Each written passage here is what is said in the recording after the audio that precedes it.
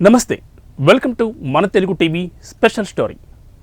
పహల్గామ్లో పాక్ ఉగ్రవాదులు మారణహోమ సృష్టించారు. అమాయకుల ప్రాణాలు తీశారు. కౌంటర్గా భారత్ ఆపరేషన్ సింధూర్ చేపట్టింది. పాక్ సైలెంట్గా ఉంటే ఇక్కడితో ఇదంతా ఆగిపోయేది. కానీ పాకిస్తాన్ అస్సలు తగ్గలేదు. సరిహద్దుల్లో కాల్పులకు తెగబడుతూ భారత్లోని నగరాలపై దాడులకు ప్రయత్నిస్తోంది.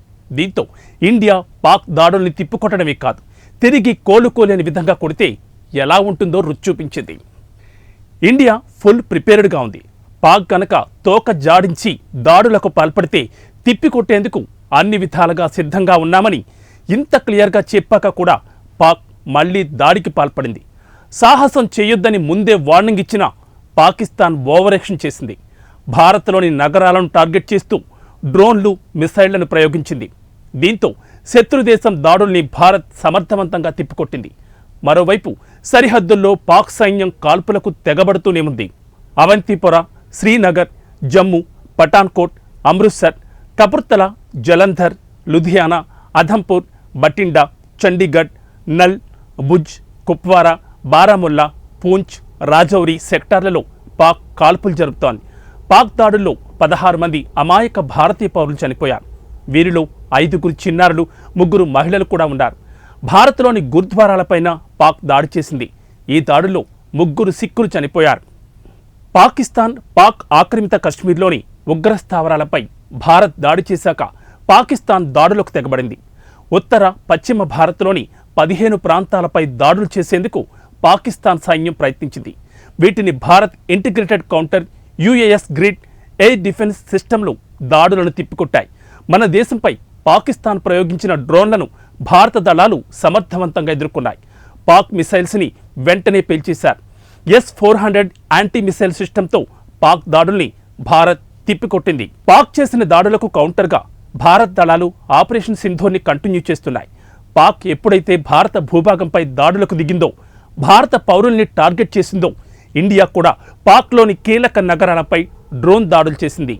పాక్లోని 9 కీలక నగరాల్లో ఉన్న ఎయిర్ డిఫెన్స్ సిస్టమ్స్ టార్గెట్గా దాడులు జరిపింది. లాహోర్ ఎయిర్ డిఫెన్స్ వ్యవస్థ అయితే పూర్తిగా ధ్వంసమైంది. మరోవైపు కశ్మీర్ సరిహద్దుల్లోనూ పాక్ దాడులు కొనసాగిస్తోంది. మోటార్ షెల్స్, బాంబులతో దాడులు చేస్తోంది. పాక్పై అదే స్థాయిలో భారత్ ప్రతిదాడులు చేస్తోంది. భారత్ కేవలం ఉగ్రవాద శిబిరాలపై మాత్రమే దాడి చేసింది. టెర్రర్ క్యాంప్స్ను టార్గెట్ చేసి మరెవరికి హాని కలగకుండా మిసైల్స్ ప్రయోగించింది.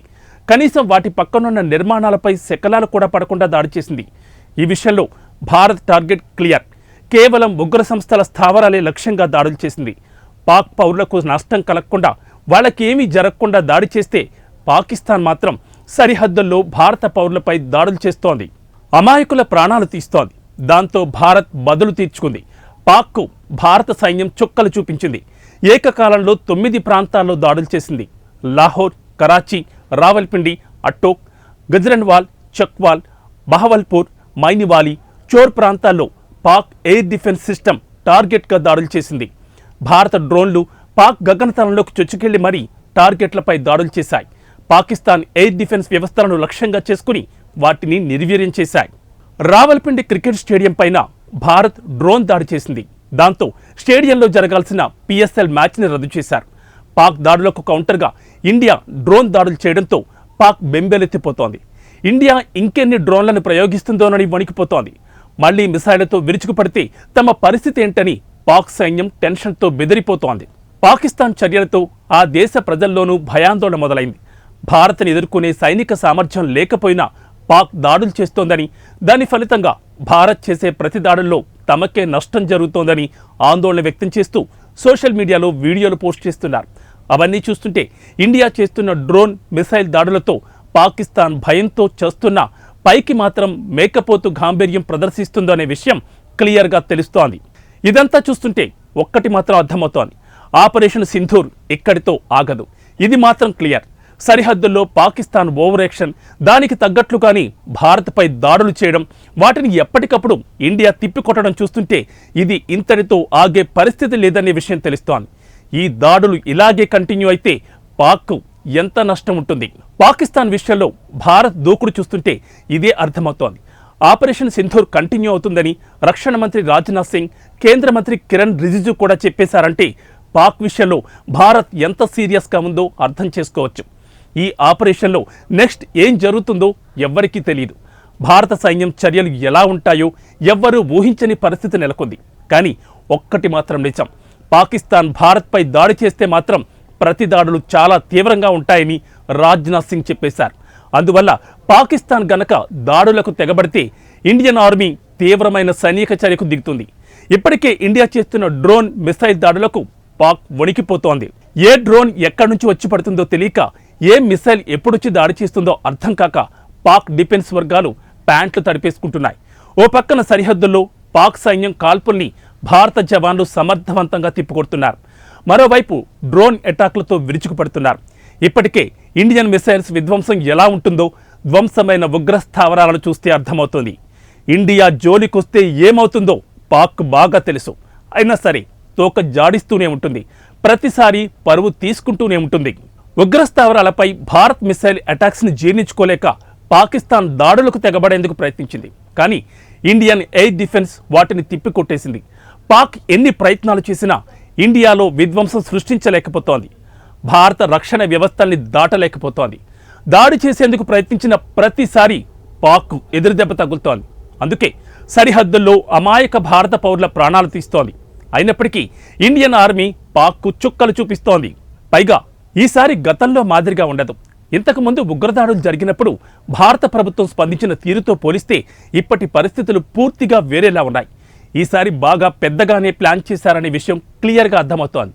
అందువల్ల పాక్ అవతల నుంచి ఒక్క డ్రోన్ ప్రయోగించిన యువతలి వైపు నుంచి 10కి పైగా డ్రోన్లు అటాక్ చేస్తాయి.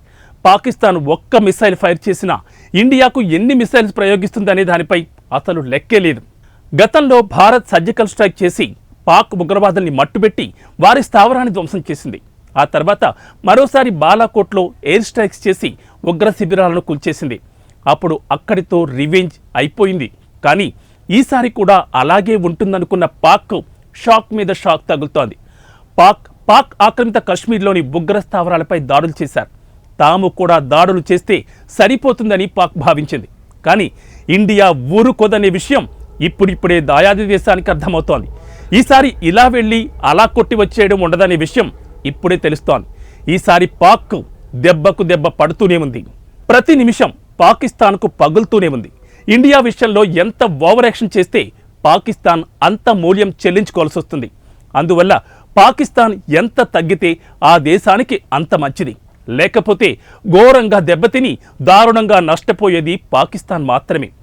పాక్కు తమ సైనిక సామర్థ్యం తెలిసి కూడా ఇండియాపై దాడులకు తెగబడుతోంది. భారత్ ఆ దాడుల్ని సమర్థవంతంగా తిప్పికొడుతోంది. ఇప్పటికే పాక్లోకి కీలక నగరాల్లో ఎయిర్ డిఫెన్స్ సిస్టమ్ టార్గెట్గా భారత దళాలు దాడులు చేశాయి. ఇప్పుడు ఇండియా మిసైల్ ఫైర్ చేసినా, డ్రోన్ స్ట్రైక్ చేసినా పాక్ చేయగలిగిందేమీ లేదు, దాడుల్లో నష్టపోవడం తప్ప. అందువల్ల పాక్ ఏమాత్రం హద్దు మీరినా ఇండియా నుంచి వచ్చే ప్రతి దాడి మామూలుగా ఉండదు. అందువల్ల పాక్ వెనక్కి తగ్గడం తప్ప మరో ఆప్షన్ లేదు. ఇది ఇవాల్టి స్పెషల్ ఫోకస్. మరో ఇంట్రెస్టింగ్ టాపిక్తో మళ్ళీ కలుద్దాం. నమస్తే.